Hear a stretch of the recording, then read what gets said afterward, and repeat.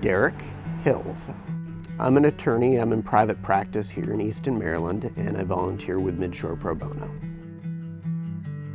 Consumer debt is a debt that originates from any personal, family, or household use. So it could be a credit card, it could be a car loan, it could be a bank loan that you're using for your personal purposes, not for business purposes. Default's when a consumer fails to make payments over a period of time, and that can be defined by a contract. Whatever the contract is with your lender, your credit card company, that will tell you oftentimes how many late payments it takes for them to declare your debt in default. And that means at that point that the bank, the lender, can take steps to try to collect on it.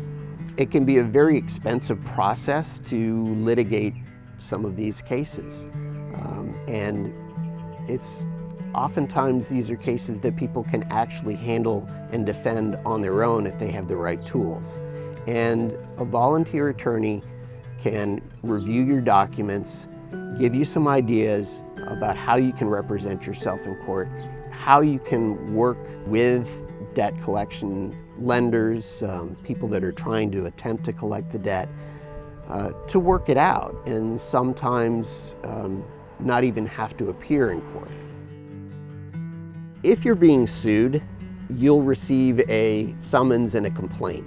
Usually it's by a private process server, somebody that's going to knock on your door and hand you that complaint directly. Sometimes it might be by certain types of certified mail. But when you receive that complaint, the important thing to do is read it and understand it. Don't throw it away, keep it, look through it, and make sure that, first of all, they have the right person. Second of all, make sure it's the right debt, something that you actually owed.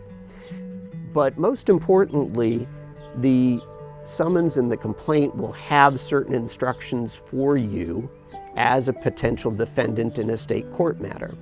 If a defendant doesn't file a notice of intention to defend, then the court's going to have no way of knowing that you intend to come in and defend the case. So oftentimes the other side won't even show up, and the judge can just rule based on the documents that have been submitted to the court.